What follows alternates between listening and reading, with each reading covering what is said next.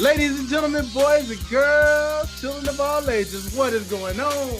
It's your boy, Dwayne, a.k.a. the Prince of Botch. You know it. Friendly neighborhood Prince Botch over here. What's going on, guys? How y'all feeling? Y'all still hanging on in there pretty well? I hope you boys been keeping y'all pretty entertained, man. You know, we just been lining up guests after guest after guest, bow, bow, bow, after guest. Because that's how we do it here on Life's a Botch, man.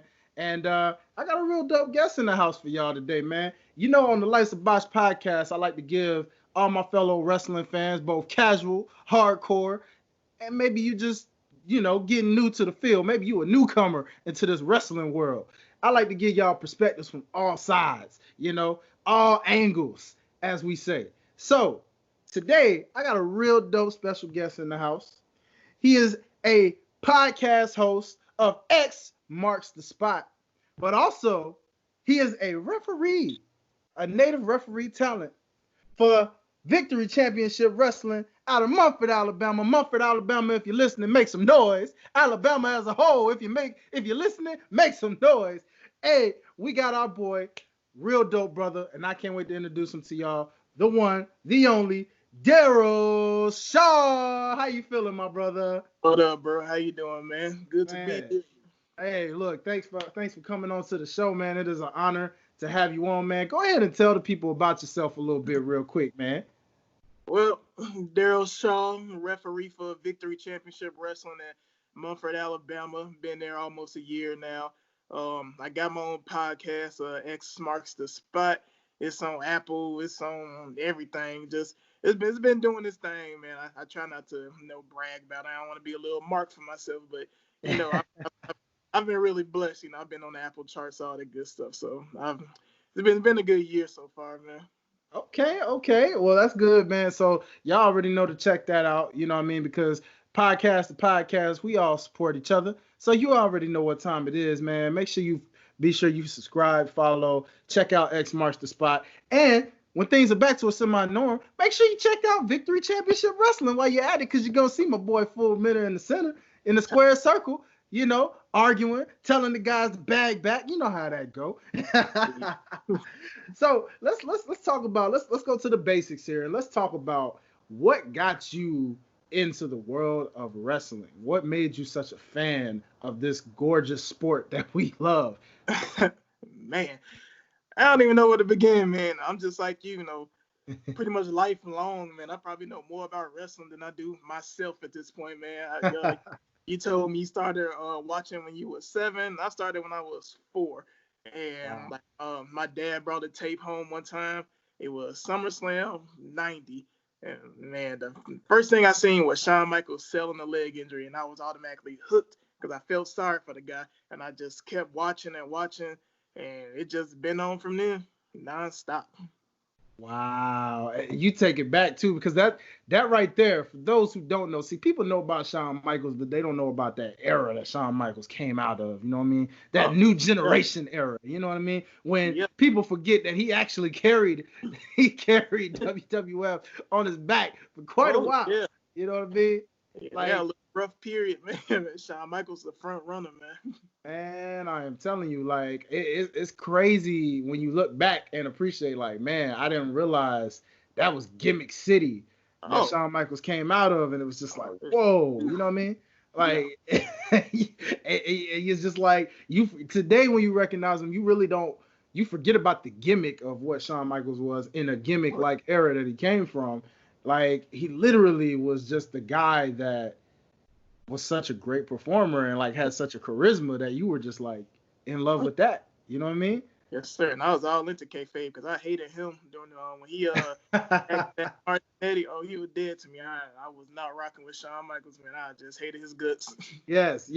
And I'm glad you mentioned kayfabe, because as a ref, who currently is in the ring, let's talk about kayfabe for a quick sec. So like how as a referee, what is it like with dealing with kayfabe, because you guys are actually in character in your own right. So what how do you deal, after learning about it now and actually being in the business and being a part of it? How does that transition go and like playing that kayfabe role as a referee?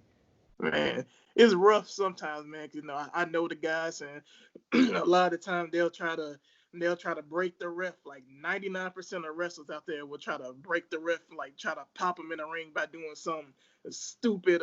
If I gotta check their wrists and knee pads, they gonna do something stupid then, or just saying little stupid stuff in between. Like they try to get you to smile. I don't know, man. It's tough sometimes, man. Just trying to stay in that ref character, because ultimately, like, you're the enforcer, like you're the most legit guy in the ring. So you gotta like translate that to the crowd, and you just gotta be on it, man. This is especially with victory, man. There's just so much going on. They got hard cams, and they got like 4 cameramen on the floor. You gotta try to avoid them while still trying to work the hard cam and stay in Yeah, character. yeah. It's crazy, man.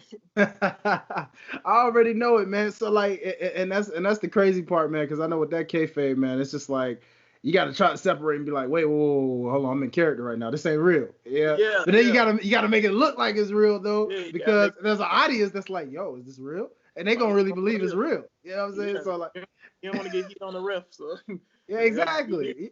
here. Yeah, and that's crazy, you know, because I mean, when you think about all sports, and we'll get into that, man, you know, when you think about referees in all sports and how that works, you know, the Yeah. fans definitely love to look at the referee as the ultimate heel sometimes, even though Oh, you yeah. guys are the biggest baby faces half the time Right. because you right there in the middle. You know? Nicest guy ever. They still want to yell at me if I done missed something, or if somebody kicked out. That was 3. It was 2. Oh man, so okay, so you explained the basis of what got you into wrestling. Let's talk about what transitioned you. So like obviously you stuck with it and it became your life, and it just so at this point, past the stage of being a kid into being a teenager, where oh man, is it still cool to watch this? You know, because coming from an era where I mean nowadays it's cool to like any and everything you do like, because society is like bump it. If that's what you love, that's what you love. Do Yep. you? But back then when we was coming up, man, you already know, man. Shoot, if we found out in your teenage years, like, oh man, you watch that wrestling stuff, bro. Yeah. Man, you was like, you know what I mean? You had to be kind of shy with it, and you can only be yourself when you're around friends that actually understood what you understood, spoke the And language that you speak, you know. gotta But be a wrestling fan. Yeah. exactly, so you got past that phase of life and all of that. So even in adulthood, so what really initiated you to want to get into the business, especially refereeing? Like, did you ever try to become a wrestler, or what made you go down the referee route? Man, honestly, I just like fell into the referee route. Like, it's almost like a paying dues type deal. Cause, when you're a fan of something, like, you just can't let it go. Then everybody got, the thought crossed their mind, like, oh man, maybe I should, go out to be a wrestler. I just want to be a part of the business to begin with. And I wasn't getting no younger. Like, I'm in my 30s now. Yeah. So, and I started in my 30s. So I started relatively late. So my first step was doing a podcast. And when I got some traction, I seen a commentary spot open at VCW, because I know one of the guys there Mhm. who was a ref at the time. So I reached out to the promoter and said, I heard y'all looking for a commentator. He said, oh yeah, just show up Saturday this time. So I went up to the building, met Johnny Slaughter, big time legend in Alabama, who runs VCW, and I introduced myself. Told them what I was doing. Then a lot of the boys walked in. I met this cat named Big Smooth, who is, man, this dude right here, like he go crazy in that ring, man. This a 6'5", 385-pound dude that moves like a cruiserweight, and he's Wow. actually the champion right now. And I Okay. met all the guys, so now I went up to him. They told me, first thing Johnny told me, like, the biggest thing is, shake hands, introduce yourself. So every time somebody walked in, hey, how you doing? I'm such and such. I'm trying not to be commentator. Mhm. And I started getting like looked at kind of sideways, because for one, they seen how big I was, so they're looking like, commentator. You be in the ring. So I'm thinking, I'm like, man, I'm in my 30s, man. I'm past all that. I'm just trying to get in the business somehow. So the dude, Scott Ressler, that's supposed to train me for commentary, he was running a little late. He had something going on in Birmingham. Mhm. So hey, the ring wide open. If you want to do some ring stuff, go ahead. So I Yeah. went in there. I hit the ropes. I bumped. I did a flip bump, which popped everybody, because they see this 300-pound dude do a flip bump, and they Yeah. said, bump that commentary. You about to be a wrestler. Like, so after I bombed my commentary tryout because I was terrible. I'm thinking, oh, I talk smack about wrestling all the time, but man, as soon as I put that headset on, I sucked. So I just enrolled in the academy and just training, as a wrestler, because refs and wrestlers go through like the same training anyway. So I'm just going through like the regular thing, and they needed a ref, so they're like, you want a ref? I'm like, cool. Like, but as far as Daryl, I did commentary. I ring announced. Like, they even wanted me to put a mask on and do a job. But the night I was gonna do that, that's an announcer can show up. Hey, we need you to ring announce. Cool. So I pretty much paid my dues in a short period of time in the wrestling. Like, and I just fell into the position I am now, and I love it. Love it. That is, man, that is amazing. And what I really like about you, man, is that you took the time to try out a lot of things, because you represent a good representation of what it's like being a fan first, and then slowly stepping into the business, getting your feet wet, like using your perspective as a fan, in the media world, and then going from that to the indies and saying, you know what, I'm gonna give this wrestling thing a try. Yeah. And I like how you mentioned, the first thing that stands out is how you were like, man, literally, I thought commentary was something I could do. That's just trash talk. That's punchlines and being able to just say whatever. Like, I could do that. You can come off the couch and do that. And then you Yeah. find out, wait, that's actually harder than I thought it was, and Yeah. it's not as easy as it looks. And then so you checked all these other ventures, but they see your frame, man, and so that goes to show that some of the politics in pro wrestling are still there. They see us big guys and they're like, hey, wait a minute, nah, you don't need to commentate, brother. You need to be up in this ring. Like, wait a minute, And so you gave it a little bit of everything a try. So what now? Let's talk about what with the ring announcing side. Yeah. Compared to, say, commentating, how much of a difference is the two as far as with your experience in ring announcing? How much is there a difference between that and, say, commentary from your experience personally? Man, it's different because ring announcements pretty much like to stick to your script, get the guy's name right, where they from, how much they weigh, all that good stuff, kind of work the crowd, the intermission, pushing merch and all that stuff. And I ain't gonna lie, I love ring announcing like that. Like my speed, like I love ring announcing. I got to go in there and put my little fake voice on and pop the crowd out there, and like I love ring announcing. I'm like, okay, I want to be a ring announcer then. But I've even done stuff like my second day there, like the sound guy couldn't make it. Hey, you're doing sound. You run the music today. I'm looking like, oh, all right. So Yeah. I done did music. I even like doing the music then. I just like being part of the business, man. But I like ring announcing. That's pretty fun. Yes. And you can just tell, man, again, that's how you know that as fans, we love what we do. Like, when you've really been in this for so long, you can tell, and you're a living representation of that in the indie scene. And I can just tell by your energy already, man, that you really love and you're willing to try out whatever, however. You'd be like, hey, you need somebody to be part of the ring setup crew? All right, I'm down with it. Let's do it. Oh, Hey, you want a ring announcer? Let's do it. Referee? Hey, I got you. A oh. jobber? I'll job today. Why not? They can beat me up. I mean, like that is I so awesome. times too. I don't put the little hood on, put my mask on, and went out there to put somebody over. Yeah, When it's yeah. required. That is awesome, man. So what initially got you to stick on the refereeing side more than anything? Because as we can see, you love the ring announcing side, but we see that as a ref, you really shine mostly when you in there and you ref. Like, what made you say, okay, I really, really like refereeing? I mean, like, I ain't gonna lie. When they first told me they wanted me to be a ref, I don't want to be a ref. Like, I don't. I'm over there thinking I'm ready to be a ring announcer at this point. Like, I sucked at commentary. I wouldn't even mind running music before I be a ref, because I just know like how rough it was to be a ref.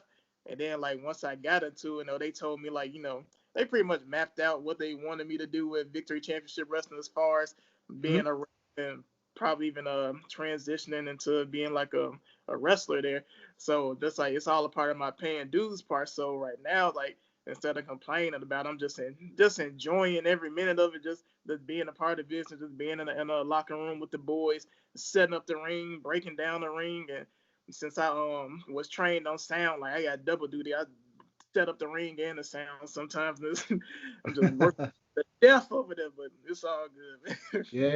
Yeah, man, and that's pretty dope, man. Because again, like from what I hear, from what I've experienced, from what I've seen, they always say when you love the business, man, you'll do whatever. You'll literally whatever it is that they need for that particular night or that particular week, whatever the case is. If you're like, hey, I'll do it. That Yeah, it puts a lot of things in your perspective. Opens a lot of doors for you personally as someone who is in the business, but it also just shows people like he really loves this. yeah, And it's that is crazy. that is amazing, man. So let's talk about Victory Championship Wrestling for a second. Like let's Sure. talk about what so how long have they been a promotion? What got you into that door, of like walking into Victory Championship Wrestling?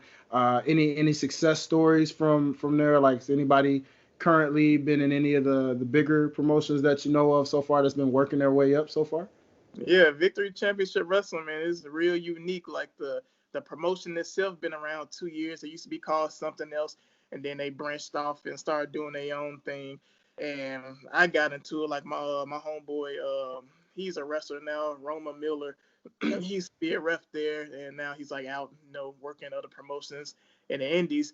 We used to be co-workers, so he told me about it, and I go to the gym with one of Hmm. the guys, and we were just talking about just my homeboy Damon Taz. I just asked him where he get his weightlifting belt from.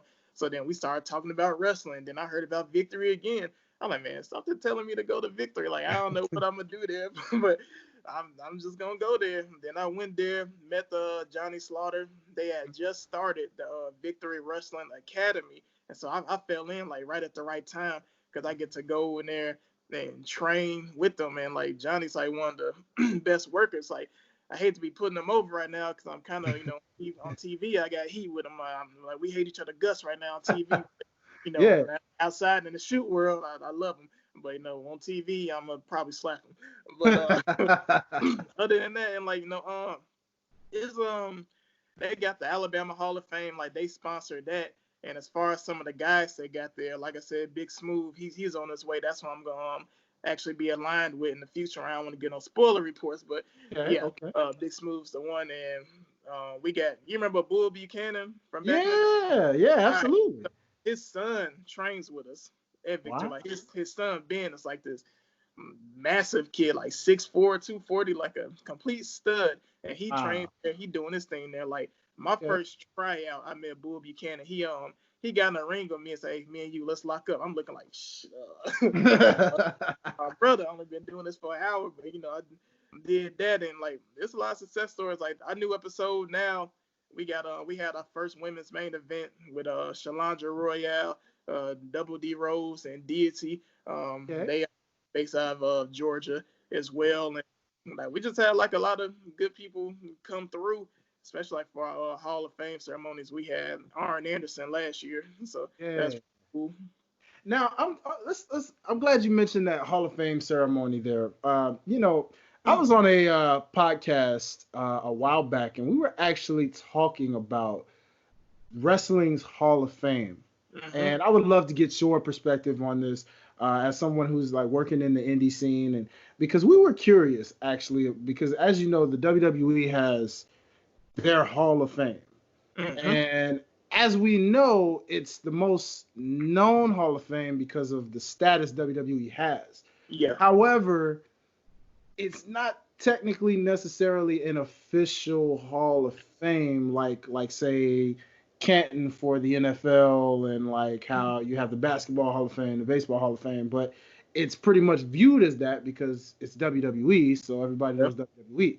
But as a person who represents Victory Championship Wrestling and seeing that they have a Hall of Fame, from your experience and just knowing people in the indies, are a lot of indie promotions just kind of doing their own Hall of Fames like that people just don't know about unless they're like actually in the indie business or Well, it's not really like it's not the VCW Hall of Fame. It's like the Alabama Pro Wrestling Hall of Fame, and they're just like one of the driving forces behind it, like getting that started. So when they do have a Hall of Fame ceremony, like we're the show that comes on after that. So it's really the Alabama Pro Wrestling Hall of Fame because Okay. just like in a lot of territories, you had like a lot of big names, like somebody who did their thing here who didn't make it to the big stage.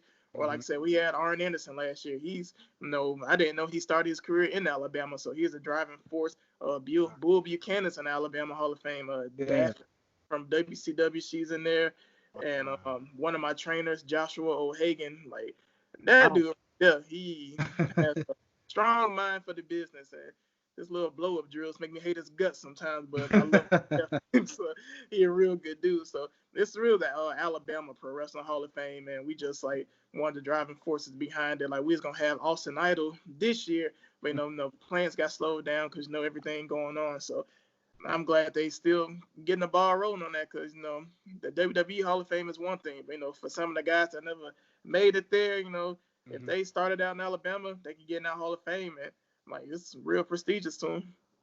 Wow, and that's awesome because you give me something as a journalist, man. You're giving me something to research there because we were actually discussing that back and forth because and shout out to the producer Derek. He got the mic on mute, but I'm gonna call out his theory real quick because he mentioned literally like that he felt like there should be a Hall of Fame that's like a legit pro wrestling Hall of Fame for those that WWE probably doesn't recognize for whatever reason, or whether it be because of something controversial they did outside of the ring, but just if you go off of their in-ring career, just based off of their resume in the ring, not who they are probably outside of the ring, just legit, like, somebody that, I'm trying to think, there's so many names that come to mind because when you think about WWE's Hall of Fame and you're like, wow, they didn't make it in, Yeah. because I love the idea of what you said, like with Alabama, like somebody like a Bull Buchanan,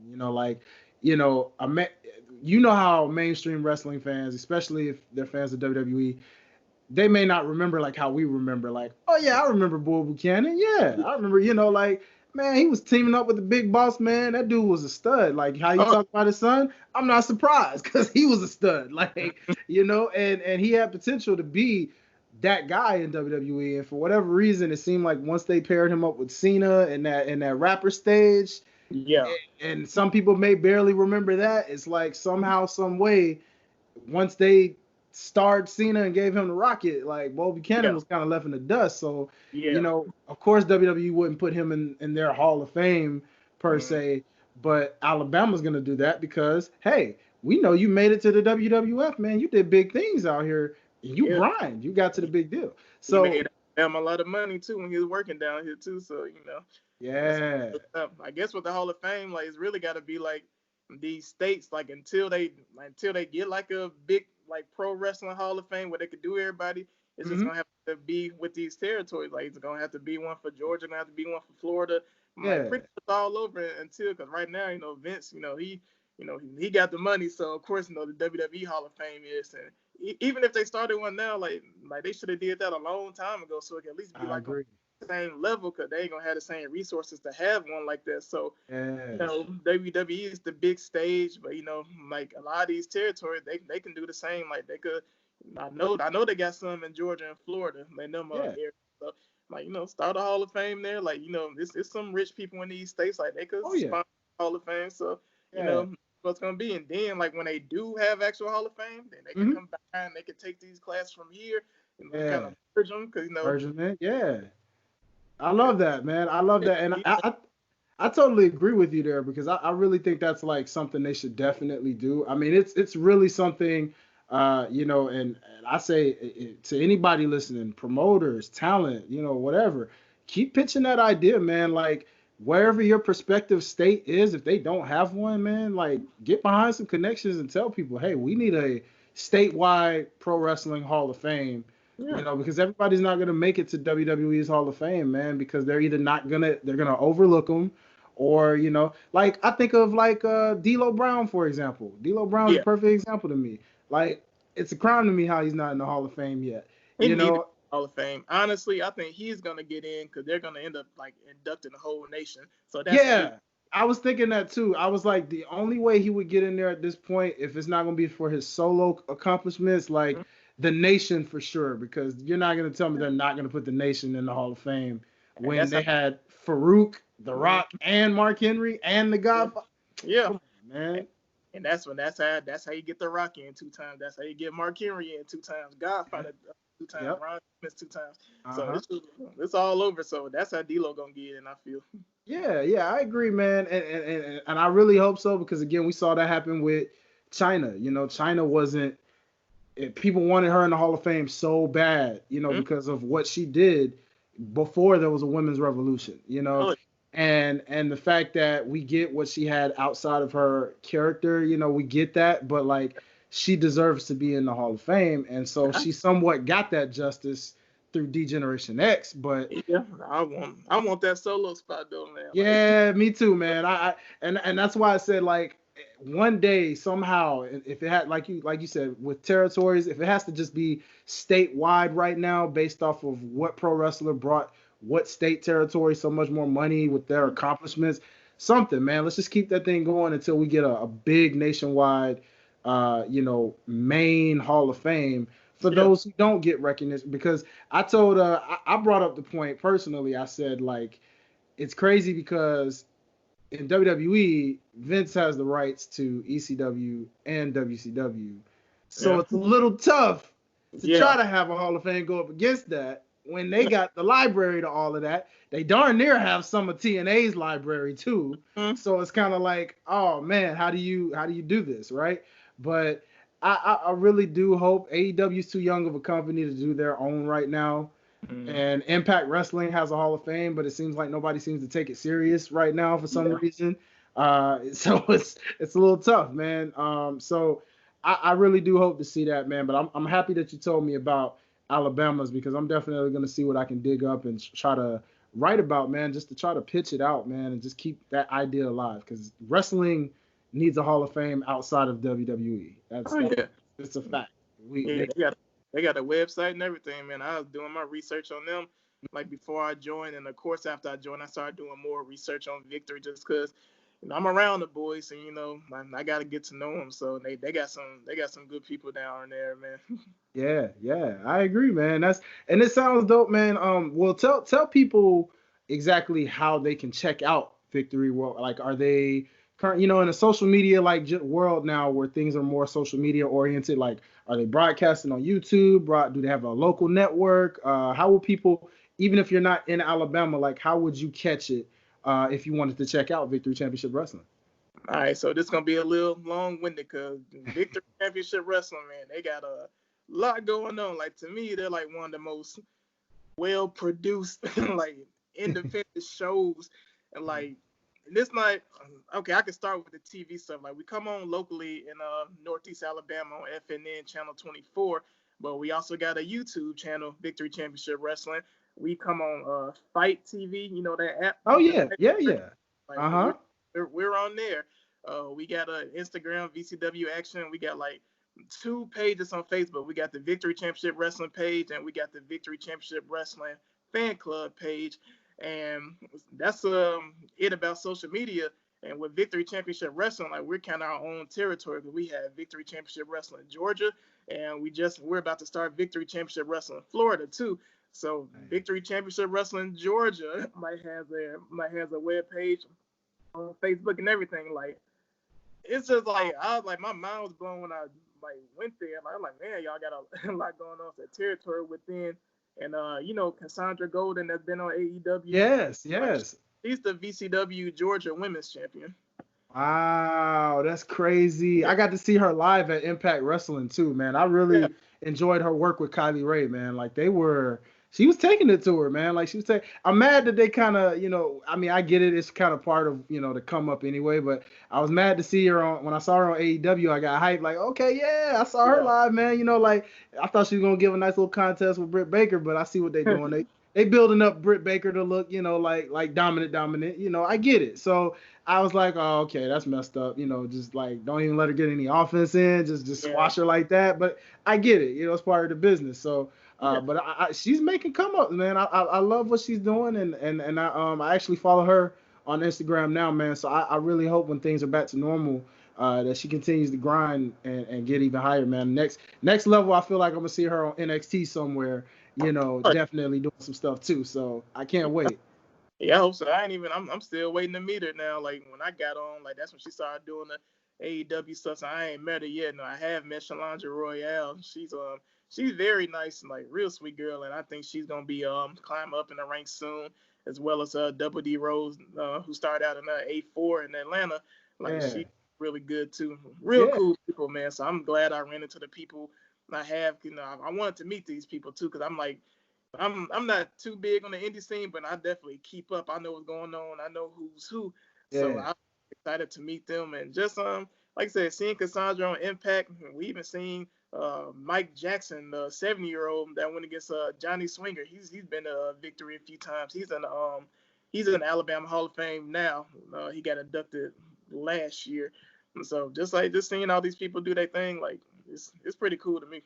Yeah, man, no doubt. And Double D Rose, I'm glad you mentioned her. She was another name that I was definitely familiar with and checking out. And I'm like you, man. You know, the indie scene is it's a lot of times it's so hard to keep up with because there's so much wrestling going on that it's like you try, you really do, you try, but it's like a lot of times for me, I have to either catch it through some of my hardcore wrestling fans that I know, like friends that I know who have like a whole full, their crews, like they're fans, and they got a crew. They go to every indie show. I was trying to attend more indie shows, and then the Corona hit.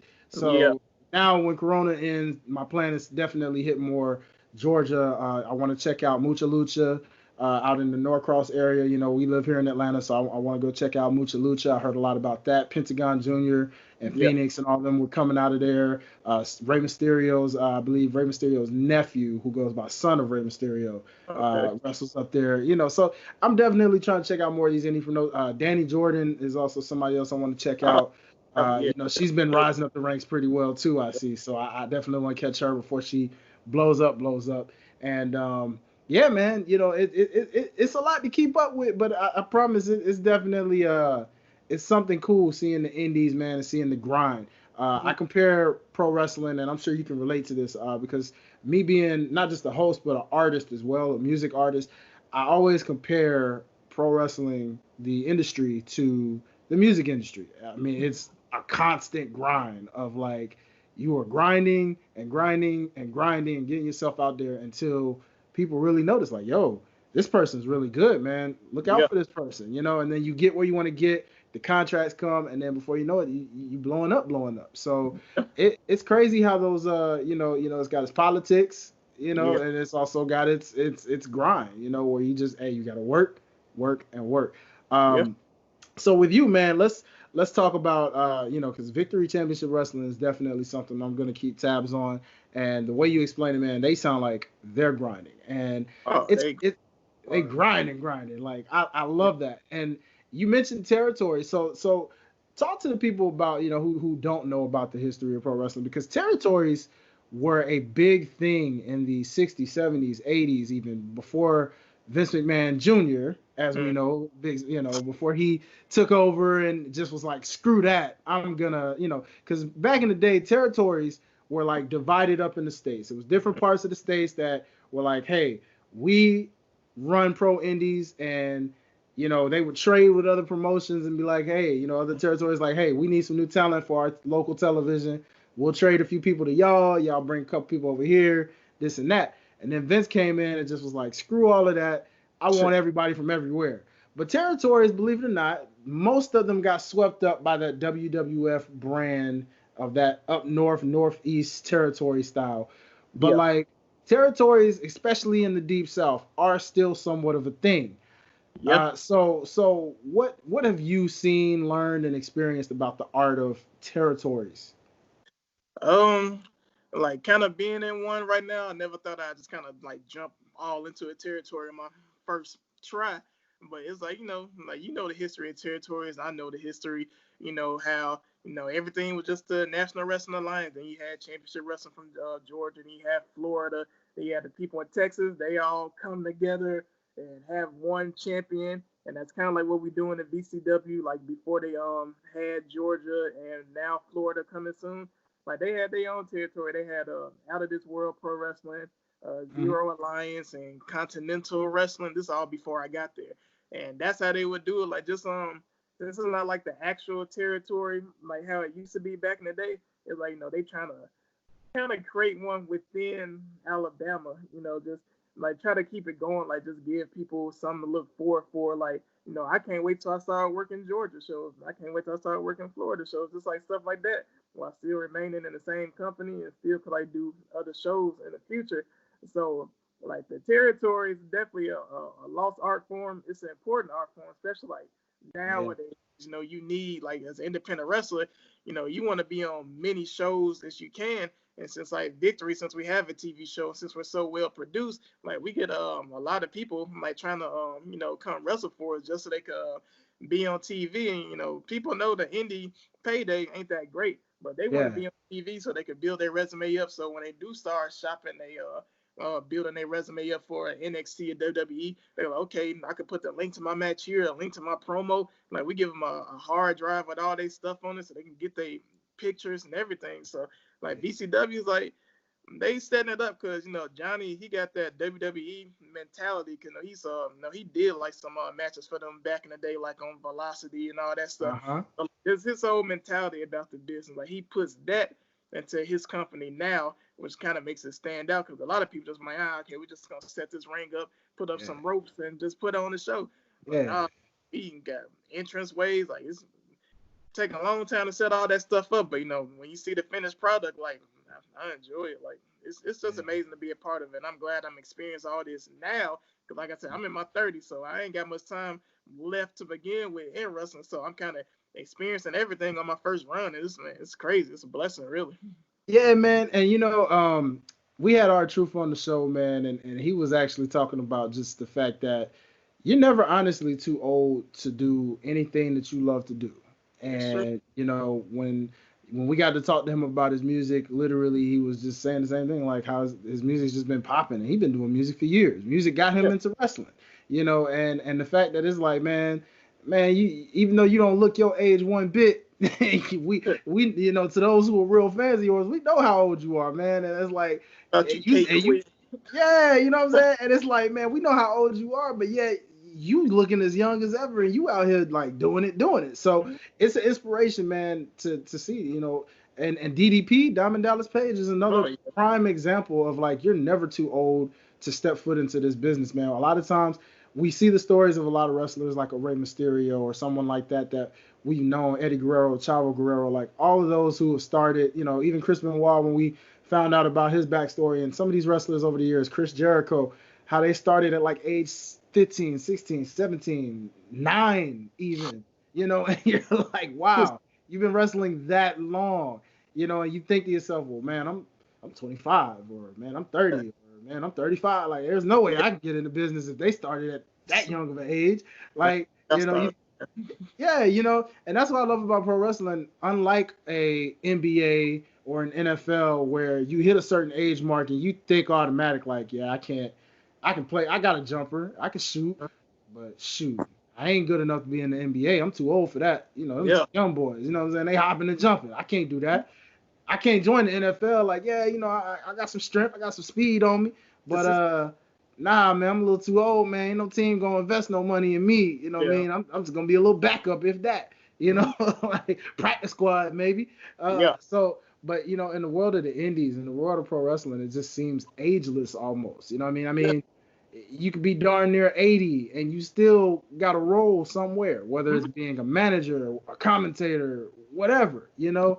And maybe even just a behind the scenes guy doing production. There's so many different roles that you can do in the world of professional wrestling, so there's never an age limit.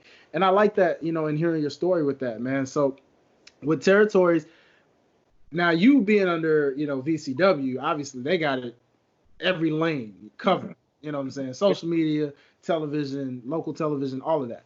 But that of, are there any other territories that may not have the television deals, but they are killing it in the social media market? Because we see that now wrestling's evolved to a point where like you can be noticed anywhere, anyhow. Like MLW, for example, we had Selena De La Renta on here, and MLW is only a 2-year promotion. They're not even all that old, and we see they popping with Yeah. strictly YouTube viewership, you know? Yeah. So from what you know of, man, have you heard of any promotions that are kind of doing like MLW and they're like, man, hey, we don't even, nobody's really watching TV like that anyway. I mean, yeah, network deals are good money wise, but Yeah. hey, we got our fan base killing right now through YouTube. Yeah. Like, The one I see, like the biggest one, like territory, like for real outside of ours, that I just see like just doing their thing. It's mhm, probably the WWN, the World Wrestling Network. Like mhm, that's where they got the Mucha Luchas and Evolve and WWA 4 and yeah, what's that? And it's down in Florida. It's like ACW, something like they got like they whole little territory thing going on down there. And of course, like Evolve is like the big stage. That's where everybody go to because what's after Evolve, NXT and all that good stuff. So yeah. WWN is probably like probably the most successful territory going on because, like I said, in a lot of these schools, like WWA 4, that's a part of that territory. If you Mhm, join their schools, then you could get bookings at these shows like Mucha Lucha. Like we get a lot of A4 guys down at VCW, and a lot of them, since they come from A4, they're part of WWN. So they doing shows in Florida. They got guys that's been on Evolve shows, all that good stuff. So like it's like the territory system, like I said, it works wonders, especially nowadays. But yeah. WWE are like the most popular one. Wow, yeah, that's crazy, man. Just to know the history behind that. So, you know, and reverting this back to you, basically, man. At the end of the day, given the things that you have done, the research you've made, the knowledge you've given yourself, what is, as a ref, what is the hardest part? Because I know from personal, like as a fan, I remember literally like my cousin when they were into wrestling. You know, they like we came up like wrestling at the same time, but I stuck with it. Not so much with them, maybe on occasion here and there out of nostalgia, but like they don't stick with it as much as I do. But Mm-hmm. like I remember they used to be like, one of my cousins was like, man, that's one job I'd love to have. That's got to be the easiest job you could ever make some money with, man. Just sitting there making some, you know, like Oh, ignorant thinking trust like that. You know, we young, we young thinking that. We in like 15, 16, 17 thinking that. You know, you thinking like, oh yeah, that is an easy job. Like, man, they can't be doing. They just making calls, you know, and this and that. We know me. it's staged. We like, oh okay, yeah, that got to be some easy money. But now that you've been on the indies, you probably had a similar thought to that maybe once upon a time too. So like, what what is the hardest part of being a referee in the square circle? Well, for one, I ain't think it was easy. Like that's the main reason I didn't want to be a ref because I knew how hard it looked on there. Like I done ref matches, Mm, and after the match is done, I'm over there sweating like I done took a backdrop or something. Just like I just knew how rough it was. But the hardest part about being a ref to me is just like just making everything seem legit. Like when you're a ref, like you're like probably like the most important person in the ring because it's your job to protect what's going on. And a lot of times, like since we're doing more of like a shoot style now, like a lot of refs, like including me, like I don't even get the finish from a lot of these guys. Like they'll like someone would tell me, okay, this is gonna be the finish, so I know what to look out for. But a lot of times I don't know the finish, so that kind of creates that realness. So if I'm over there counting and I'm about to hit and they pop up, okay, that seems real. Because if I know the finish and to go down, I'm a stall, and they could have changed it up, and I'm looking like, I done exposed the business for real, and I'm gonna get reamed out in the back by damn Bobby Matthews because he's uh-huh. a commentator and he's like the head ref guy and a production agent back there. So it's so the technical aspect of it as well as the physical, like drop downs, like dropping down and counting the cadence of the ring and the cadence of the count, and just I don't know, like it's like ref. They like we got psychology too. Like they got different psychology too. And it's like it's rough because when you're a wrestler, you go in there and do one thing. You wrestle, do your psychology self. But refing, man, you gotta do like everything into one, and then you might even have to take a bump every now and again. But Yeah. it's rough just try to protect what's going on, like not expose them. Because like if the ref botch, which I have before, Mm-hmm. it's so blatantly noticeable, like as opposed to a wrestler botching. If Mm-hmm. I botch, I swear I botched my last match I had. I botched, and it seemed like time stood still. I'm like, oh shit. it, it's so it's horrible, but just making everything seem legit and real. Cause like the ref, we supposed to be the most legit person in there and just like calling it down the middle. And yeah, it's a psychology thing, man. It's rough, but it's also fun too. But it's rough. Yeah, yeah, and you can tell, man, from stories, you can tell they have fun as referees Oh as yeah. well. Referees have just as much fun as the talent, making jokes, communicating, stuff like that. So, with refs, it's funny you mentioned Botch because I'm pretty sure you might have seen it. It happened some episodes ago. It was right around WrestleMania weekend, not weekend, but like leading up to WrestleMania, and there was a match. I believe it was Andrade. It was Andrade and Angel Garza. Yeah, they were going against Cedric Alexander, and I forget who his partner was. I forgot who his partner was, but they were. I just remember Cedric actually took the pinfall. Like he caught a mean elbow from Andrade, and he took the pinfall, and like and the ref like botched the count. It looked like because like Cedric, you couldn't tell. Like it paused where he was like, wait, was that three? What was that? Like he was like, wait a minute, what just happened? And like your commentary is just playing it as professional as they could. And I caught it and I had to put, every now and then on Life's a Botch, I try to have fun on IG.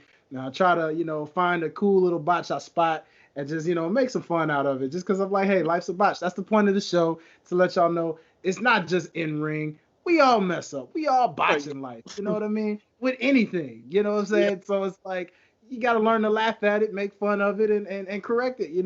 That's the point of mistakes, right? And so, what's from your memory? Like you just actually shared one. Was there any other funny botch that you remember in your career so far as a referee? Like my first match I did is a guy wearing a mask. He was going against my boy Justin Flo, and I guess he couldn't hear me counting because they didn't tell me to finish. But key thing about being a ref is like the guys. It's almost like when the finish is coming. Like, okay, he's not gonna beat him on no drop kick or nothing like that. So it's like you kind of get a feel for when the finish is. So he went down. I'm over there counting. I guess he couldn't hear me through the mask. So I'm like 1, 2, went down and like almost there and stalled. He just kind of, and then I ended up getting yelled at for it because they're like, man, I'm like, screw him. If his shoulder down, count to 3. I don't care how bad it look. This stuff like that. So that's my first botch in that same match. When the finish was Justin has like this DDT, and when he did the DDT, the dude's mask flew right off. And then, so I had to 1, 2, 3. I had to like try to get the mask and get him in the back, cover his face, to do something, man. So I had a wild first match, and then like young in the game, I did a triple threat match, and that was all over the place too. Oh wow, yes, man, that is crazy. I believe it, especially because it's probably one thing to do one-on-one matches, but then when you're talking about matches that are fatal four-ways, triple threats, dare I say a Money in the Bank ladder match where it's like 6 of them, like, I would probably cry when I did my first triple threat match. I ain't know nothing about triple threat matches from other than when I see on TV. So one guy got hit, he done got out the ring. I'm over there 1, 2. He like, ain't no count outs, so triple threats. I'm like, had to act like I ain't do that. You see, it's the things where you watch it on TV and then you have to try to. It's crazy, man. And I'm like, dang, I never seen a count out in triple threat. I guess I should have asked that before. Yeah, and it's so crazy because it's not just pro wrestling referees. Being a referee in general is not as easy as it looks, and people don't really understand that. No matter what sport it is. I remember intramural sports, man. I was in intramural sports in college, and like I had a friend who was a referee with intramural basketball, and like they told me they had tryouts and they were looking for some referees to hire. You got paid. I was like, oh yeah, get paid to be a referee? Shoot, yeah, But then I went to the tryout and I was like, why you gotta try out to be a referee though? I was like, hold on. And then they gave us this paper and it showed all the different signals, when you call foul, 5 seconds, 8 seconds. I was like, wait, so I gotta remember to do all of this. And I was like, dang, no wonder these basketball players be complaining at the refs. I was like, okay. Same thing in football. It's like, oh, no wonder they complaining about calls and flags. Like, you gotta really pay attention. And then on top of that, you gotta remember what signal you calling if you calling a foul. So same case with WWE, any referees, man. In pro wrestling, man, being a referee, just like any other sport, it is not an easy job. So Ooh, respect to the referees, please. Respect please to show the respect, referees. man. Hard out there. It's hard, man. So let's talk about we've seen the emergence of women, female referees really making strides right now, both in AEW, WWE, Impact a little bit of everywhere, man, throughout the entire pro wrestling family. As a man, what is your perspective on the female referee right now, man? Like, where do you sit on them? I mean, I think it's dope. Like, why not, man? Give everybody a chance. Give us a chance to rest sometimes. You know, Yeah, and the female, they way more feisty than the men. I said they not finna let nothing fly. So they'll get you in a heartbeat. So they probably the most legit ones you want in that ring because they yeah, not nothing slide. They not easily intimidated. None of that. So I think it's real dope. And plus it gives women like another lane as well, like to try to pursue their dream. Just like with Aja Smith. You know, she's a yeah, big time indie wrestler down here, and yeah. now she seen that lane to be a ref in NXT She and took took it. it. Yeah, she took it. And she, like, I'm sure she wants to be a wrestler as well, because she's a great She's a wrestler. beast. Yeah, she Yeah. is. She's a So, beast. but she's seeing opportunities like to be like, why be another wrestler, especially like another black wrestler, when I could be the first black female referee. So Yeah. she's real smart in that aspect. So shout out to Aja. Yeah, Aja, man, Aja Smith, keep doing what you're doing. We definitely see you. I remember when I saw the special, from the WWE PC YouTube and watched that, and I really enjoyed that. And hopefully one day, someday soon, we can get her on the show and just use that for a Black History episode because that's some serious. You're right, that's some serious history, especially Right. for that level. To have never seen it. So shout out to the women. Not just in the referee world, but anywhere in the world, making Yeah. strides and making history, man. It's look, we need y'all. We appreciate y'all. That's real. We like you said, extra help. Especially if you're doing it a little bit better than we do or whatever, or maybe better. Hey, we appreciate you for that. Legit. So I got a question for you on this one, man. Name if you had to name a top 5 all time on some of your favorite referees in the business, Ooh. who would your top 5 be? I know it's a tough choice because there's a lot. We talking about a lot of eras here. Yeah. Who are your top referees right now killing it? I'm after. It ain't gonna be in no order. I'm just gonna name 5 people. It ain't gonna be like no. Yeah. So historically, of course, I gotta go like with Earl Hebner, and Yes. I Okay. gotta go with Mike Chioda Yes. Okay. Yes. out there. Charles Robinson, love Charles Robinson. Oh, yes. Charles Robinson. Great brother. I met him after a Monday. Was that Raw? It was SmackDown. It was a SmackDown show last year. And I just saw how hard he was working, like disassembling the ring and he was giving, people with some fans whatever. He would wave, smile, and all that, but he was moving. So I was just like, Yeah. wow. And that was my first time seeing him outside of the referee aspect. But I remember hearing how hard of a worker he was in the Oh, business, and I saw that first front row and center, and I was just like, I love Charles Robinson, man. yeah, But yeah, Charles. who? Tim White. I used to watch Oh, okay. taking the back, and like I guess 5 wouldn't be enough because I guess I got a whole bunch of other people, but like the 5th one, since I've been having some heel antics lately, I got to go with Nick Patrick. That's like the ultimate heel ref in WCW. Oh, Nick Patrick. Wow. Okay, Nick Patrick. That is a dope top 5. Me and you were eye and eye on that because most of those were Nick Patrick was. I actually was gonna put Teddy. I was gonna put Teddy Long right there. You know Oh what I'm saying? yeah, oh I was Ted. gonna put Teddy Long right there in that Yeah. top 5. You know what I'm saying? Represent for the culture one time, man. I had to put my boy Teddy in there, man. Like I people almost get forgot he was a ref. I'm so used to him being like such a the general. That's adult I authority know the figure. general Yeah, manager, but people forget, man. He came from the. Man, he was I ain't even gonna call that the bottom. I'm just saying he came up, man. He was he refing came first. You in know what there. I'm saying? When I seen him ref in WWE, well back when the WWF, there's a referee Teddy Long. Me, I've been watching wrestling for a long time. I'm like Teddy Long, talking about dude with the do rag from WCW that used to be with Ron Simmons. Like no, it ain't him. Yeah, I know, man. It's crazy how that transition goes, man. But that's the beauty of the business. Just the fact that you can be a manager, you can go from being a manager to a ref, be a Yeah, ref, and then next thing you know, you a general manager of a show, yeah, and then you yeah. famous It, for that to where people forgot your other come up.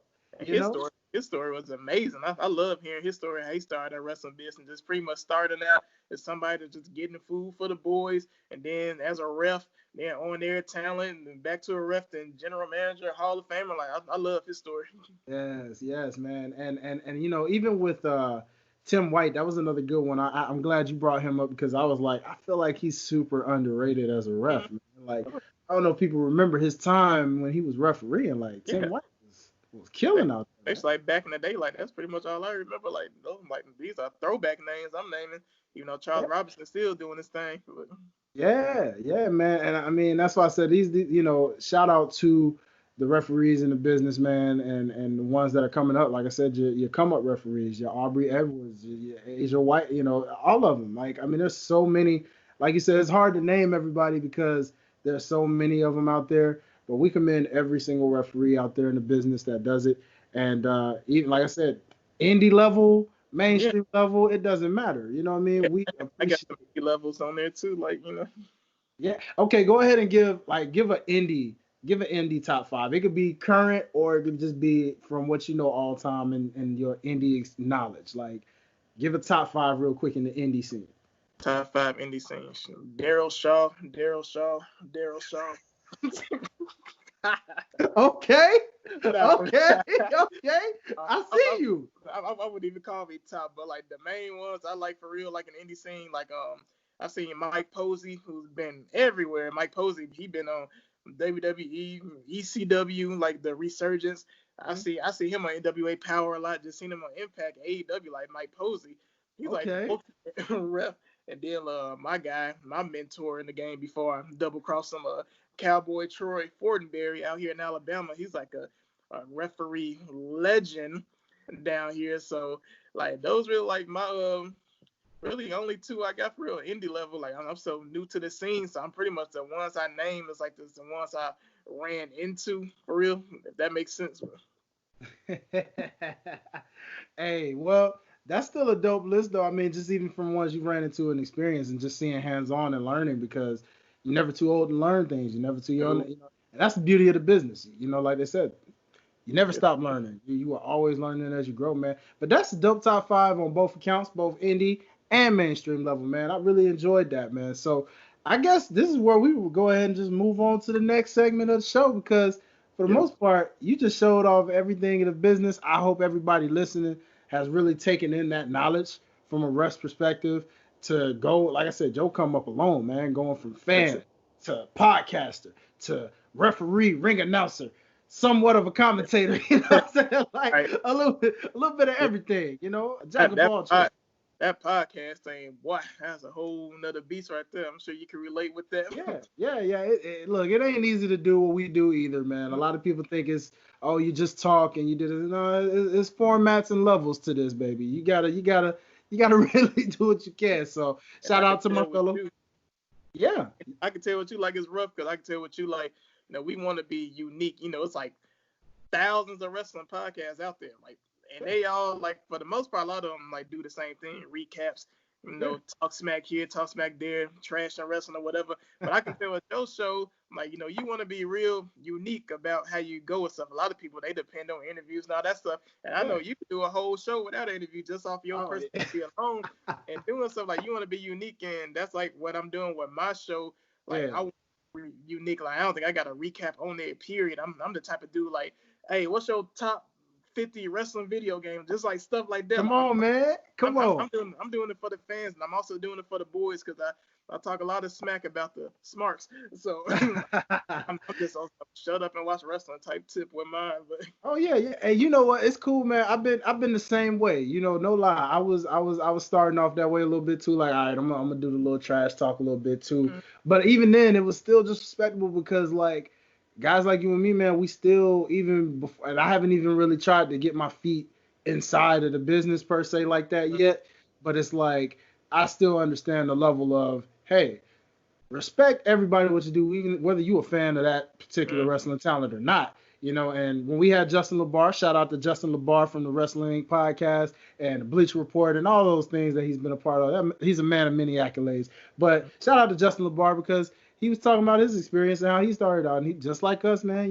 Talked a little trash. And Yeah. he told a dope story. You'll have to go listen to the episode to be able to know what that story was. I'm not gonna recap that for y'all. Y'all know what it was. Listen to the episode. No But recap. Justin LeBar literally told a dope story, and I mean, he learned the humbling perspective side of it, of just like, hey, watch what you say on air, cause it's gonna stick forever. Oh yeah. So like, whoever you talk about and who you bash, you might run into them one day and meet them, and then they'll probably make a nice little rib off at you, like, oh yeah, I'm the guy that you say suck, right? Yeah. And be cool Exactly. with you about it though, because that's what they want. As fans, no matter what level, what side we are, you know, legit, man. Everybody you root for, you boo for, they love the reaction. So no matter what your opinions are, they still know how to take it and go about it. Just be respectful with your opinions, people. Just be respectful with your opinions at the end of the day. And that's what I try to do with the show, man. And I can tell you do that with just matter of fact, while we're thinking about it, go ahead and tell them a little bit about X Marks the Spot. What inspired it, what it, like you said, what do you do with structure on your show, man? What makes it different and unique for you, man? Man, when I started X Marks the Spot, it was I always wanted to start a wrestling podcast, but I didn't know how to do it. Just like people don't know how to like just automatically do it. So my brother who does music in Chicago, he had told me about this app where you could do your podcast on Anchor and like just for starters, just record on it. So I did one. I was trying to come up with a name, like something catchy. I was like wrestling real talk with my shoot name, not Daryl, but like with my actual name. I was like, no, I don't want to use my actual name. I want to use like an alias. Yeah. So they used to call me Stacks back in Chicago. That's what they called me in college. So okay, I'm Stacks the homie. So X marks the spot. I'm gonna put the S in there over Marks. So X marks the spot with Stacks the homie, and just going in there, just talking smack at first, like just airing out my grievances about how I'm just tired of wrestling fans like dragging the product, and this before I was even in the wrestling business. So, Mm-hmm. and then after that, I started getting to making parody songs. I made a song called Smark Town Road. It's off Old Town Road or whatever. Basically saying a song about crying smarks, and I posted it on Twitter, and Mm-hmm. Ben Portman retweeted it saying awesome song, and then that thing got so many plays and stuff like that, and like took Uh-huh. my off. I'm like, oh dang, I got doing this now. Then I'm like on the charts. I was like top 50 on Apple in Uh-huh. America for wrestling podcast. I was #1 in Thailand, like top 50 in Australia, #1 in Argentina. I'm like, geez, Oh. like this is That's dope, man. man, That's like this. I'm just daring to be different. Like, I want to make it fun, just like your show is fun. Like, I'm yeah. gonna be naming like, what's your favorite gimmick? I'm going through the best trash talkers. I'm talking about just all types of like the video games. I had this one where I like say, what's your favorite entrance song? Where I'm pretty much playing all these songs, just like kind of vibing to it, and Mm-hmm. everybody having fun with it. And Yeah. I don't know, I love it, man. It's kind of hard coming up with content for it because you want to be so different. Because Yeah. honestly, it's easier to watch wrestling on a Monday throughout the week and just go in and get behind your mic, just talk about what you seen. And Yeah. I don't want that. Like, we want our stuff to have like a little substance to it and stuff. So Yeah. it takes a while for me to come up with stuff. And sometimes I don't even know what I'm talking about until like the day before I start recording because it's hard. Yeah, and it really is, man. Like I try to tell people, even on this side, it is not as easy as it seems. Like, I mean, people can go watch my boy JD from NY if they want to hear somebody complain and talk trash, That guy. about pro wrestling. Yeah, and I love JD because he's a funny guy, man. Like I find his opinions hilarious. I may not always agree with him per se, depending on where he coming from with it. Maybe when he thought it was a trash show, I thought it was a good show. At the end of the day, shout out to my podcasters. Shout out to my referees. Shout out to my wrestling talent. Shout out to my production crews. Shout out to my commentators, my backstage production people. Shout out to my Third. ring announcer. Shout out to everybody in the pro wrestling business, indie level, mainstream level, no matter where you at, promotion you with, who you repping, where you repping. This is for y'all. We love this show. We love everybody here on the Life's a Botch podcast, and that's what we do. Nonetheless, man, we're gonna get into a dope segment on the show, and this is a real unique segment I thought of one day when I first came up with this show, and I was like, this would be kind of cool to do because you could take this and spin it off of any and everything. The listeners really enjoy this segment because they know what time it is when I do this, but it's called Babyface or Heel. So basically, with Babyface or Heel, how it works is I throw out a subject, throw out an idea, a thought, whatever, and it could be wrestling related. It could be non-wrestling related. And what you just do in that moment is you choose to go either babyface or heel on that particular idea or subject. And whichever route you go, which 9 times out of 10, most people go the heel route, whichever route you go, you just say what you want to say and say why you feel like you're going to go that way. Right. And even if you don't say why, we can just tell from your response, like, oh yeah, that's a heel response. Oh, that's a babyface response. So we'll know, I got you, my brother. So Okay. the first thing that came to mind upon this, as you know, you mentioned video games. I'm sure you know the news, but WWE 2K has announced the fact that they're not going to come out with a WWE 2K21. Now, given how the last 2K came out and it was very, very, very glitchy, very, very, very glitchy. And the 2K franchise has been a disappointment personally to me because I played a couple of them and I was just like, this is trash. I'm not going to lie. This is trash. I mean, sure, it looks good. It looks good. But when I compare this to SmackDown versus Raw, and SmackDown Here Comes the Pain, and No Mercy, and so many of these other great games of the past, this sucks. It looks good, but it sucks. It don't even look good.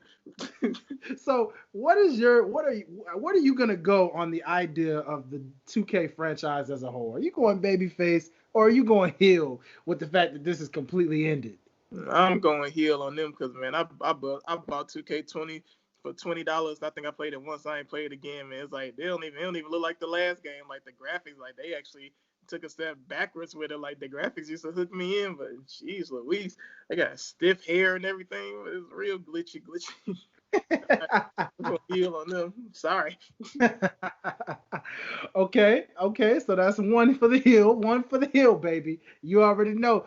Hey, Botchers, y'all got to keep tabs for me. Y'all going to have to make tabs on how many heel reactions we get on every segment of this we do. So my next one for you is non-wrestling related. As you know, we just had day 2 of the NFL draft, and I'm pretty sure you've seen something which we've seen pretty much since this whole pandemic started, everything out the norm, where you just witnessed an NFL draft that's exactly like what we're doing right now via virtual. So watching, just imagine now, think about how long the NFL draft really is. Yeah. It's already long when it's in person. But now, when you're talking about viral, no one is near each other and everybody's at home. What was your experience? What are you going babyface or heel from watching? Even if it was just a taste of watching it, even if you didn't watch the whole draft, just from seeing it in the format that it was in, babyface or heel for you on that, brother? I guess I'm gonna be a tweener because you gotta do what you gotta do, but I'm gonna kind of lean more towards the heel side. Man, they could have just told us who they picked the next day. I ain't want to see them in their living room. They're all wrong. They got their mama snatching girlfriends off the phone. Man, it was rough. Oh man, you are telling me, brother. I was sitting there kind of just really trying to figure out like why and how. I mean, like you said, you got to do what you got to do. Props to the NFL for improvising, but man, it was already long in person. Yeah, and you gonna show me these delayed responses where people are like, we're like, yo, you just got drafted to this team, and you're still sitting there like you're waiting to get a call. Yeah, and then you get they ain't even celebrating or nothing. Like, I guess they don't know you. I'm telling you, man. I'm telling you. So I gotta put one of my favorite wrestlers on blast right now. I love the Velveteen Dream. And I love it very, very much. So this is why I call a hot babyface or heel topic right here. Sizzling. So I'm not gonna, I love Dream. I'm a good fan of his. I'm not gonna attack Dream. I'm gonna attack just the scenario of what's going on here. So right now, it's believed that from his what he mentioned and the fact that this was literally a stolen, unapproved photo that got leaked beyond his permission, without his permission. So I'm giving the benefit of the doubt because you're always innocent until proven otherwise. So things happen. It's a crazy world. It's a sick world. We know. But are you gonna go babyface or heel on whoever put him in this predicament right now? Oh, I'm going full heel on them because if it's just like some fake stuff, like, of course I'm like, why? Like, why are you trying to ruin him? So I'm just gonna go heal on them. Like I don't know what's going on, but I'll go heal a little bit on Velveteen Dream too. Like even if this stuff not true, like you gotta move a little different. Like you in the national spotlight, so even if I don't know if he sent that through a DM, and I would hope not. But you just never know, man. You just gotta move a little different. Like just keep yourself out of these situations. But I'm definitely going full heal on the person that did it, cause like why, man, Dream, that was like my hope. I'm like yes, but Yes, trying yes. trying to take them out of there, man. So I'm going heel. Got to. We got to. I mean, again, let this be known, Dream. We love you. We rooting for you. We hoping everything is completely as you say. You know what I'm saying? And we hope this doesn't mess up your future push of winning that NXT championship, baby. Because I want to see it happen. It's long overdue. You know what I mean? That So main roster debut after WrestleMania, so that too. Something. Give us something because the Dream is too great for TV, man. We got to yeah. see more. And that pretty much does it for this dope segment right now at the moment. You know what I'm saying? Because a lot of this was on the fly today. So, I got what I could get. But don't worry. We'll have them back on in the future. We'll have some more fun Babyface or Heel segment questions for them. So, in the meantime, that was Babyface or Heel. So, here comes another great segment that really closes out the show. Haven't done this one in a while. So, Brian Shaw is someone, literally, Daryl, as you have been someone who literally has done, well, a little bit of everything now in the indie scene. Go ahead and tell the people we're going to do this 2-minute promo. I'm going to time you as we speak because I'm going to pull up this here stopwatch. And like I said, you can cut a promo on absolutely positively anything and everything you want. It is no filter whatsoever on this, baby. You got 2 minutes to do so. So, like you said, you can break kayfabe. You can go ahead and use kayfabe, as a referee. Call out some talent, whatever. You can, rip your favorite NFL team. Like I said, maybe if they didn't draft right and you just want to go on them for a little bit. However you want to do this thing, man. This is the official 2-minute promo. So when I count to 3, you go ahead and let it rip, my friend. Are you ready? Yes, sir. All right. And 1, 2, 3, you're up. All right, y'all looking at one of the greatest refs in the entire world. Like, if you see me outside the ring, you'll see I probably got more drip than a lot of these refs do. And when it comes to wrestling, I probably got more wrestling ability in one of my farts than a lot of these wrestlers got in their entire body. And don't even get me started on these wrestling podcasters. Y'all talk about the same thing every week and notice and wonder why nobody want to listen to y'all. Be different. Like, this is going to be a straight shoot promo on everything. Let's talk about this NFL draft. Don't nobody want to see them in their house, sitting in their drawers, waiting on the call, saying they got picked for a team, and they don't even know. Like, we knew they got picked for the team before they did. So stop all that stuff. And let's get some more people in these arenas. If I got to listen to one more person cough, just that lone cough coming backstage, watching wrestling, I'm going to go crazy. So please, like, everybody stop your madness. Stop walking around with your little mask in these grocery stores, buying the most non-essential stuff in the world. Don't walk up on me. You might catch your elbow. That's all I'm saying. And I'm going back to these podcasts again. Stop. Come up with something. Be creative. And as far as wrestling talent goes, I guess I'm going to work a little kayfabe in. Johnny Slaughter, I hate your guts. I'm going to slap the crap out of you next time I see you. How's it going to feel getting slapped in the face by a ref? I'm going to leave my ref shirt on and just slap you across the face with the ref shirt. So how you feel getting slapped by a referee? Yeah, I guess I ain't going to stop. I'm going to go on a whole slapping spree. I'm slapping everybody. I'm slapping the commentators. I'm slapping the announcers. I'm going backstage. The young person taking pictures, I'm slapping them too. I'm just going on a mean slapping spree because I'm mad. I'm the angriest smart of all time. Don't nobody want to mess with me. I'm going crazy already. Like, you shouldn't have did this to me. Now people think I'm a psychopath just trying to call out everybody like I'm going on a massive slapping spree. But hey, it's inevitable. I'm just gonna slap people. I ain't gonna slap you though. No, you cool people, but in slaps. So and time, my brother. That was perfect. That was perfect. You did it. That, ladies and gentlemen, is how you conduct a promo for 2 minutes as a referee. All right. So this does it for yet another full edition of the Life's a Botch podcast. Mr. Shaw, thank you so much for coming on, brother. It is so awesome. Everybody that comes onto the show, we always consider as family, good people, cool people. We appreciate y'all, man, because This is a wrestling fraternity. This is family. This is what we do, man. We chop it up. We talk. We relate it to real life, and we laugh, and we make y'all laugh. You know what I'm saying? So go ahead and tell the people where they can find your content and where they can follow you, man, and watch you grow and do your thing, man. Oh man, well they could add me on Facebook. I'm Daryl Shaw on there. It's a relatively new page. I'm on Twitter. That's my podcast page. That's X marks the spot. That's SMARKS the spot. My handle on there is Smart Henry. I'm the world's strongest smart. So yeah, Smart Henry 85. I'm on there. Um, that's about it as far as like my content go. You can listen to X marks the spot on Apple and Spotify. I'm on iHeartRadio now, but I'm usually Apple, so y'all can check me out there. And of course, Victory Championship Wrestling. When we get the ball rolling again, I'm gonna start plugging they shows on my page. In Mumford, Alabama. Come see some people. So we got some good talent there. We got Big Smooth. We got Legato Vine. We got the Horse of War, Scott Patterson, JD Rush, whole bunch of them, man. Aaron James, Freak Inc. Just a lot of great people there. And Joshua Hagan, my trainer, is just some good stuff going on in VCW. So definitely check me out there. Come on, man. Well, you already know what it is, and y'all already know who I am, man. It's your Prince of Botch, man. Your friendly neighborhood Prince of Botch. And y'all already know, follow all things Life's a Botch podcast. Life's a Botch podcast group on Facebook. Life's a Botch podcast on Facebook. Life's a Botch podcast on Instagram. And Life's a Botch podcast on the YouTube. Also, head to www.otsguys.com. Check out the Life's a Botch podcast and many, many other dope shows that you can find under the OTS network.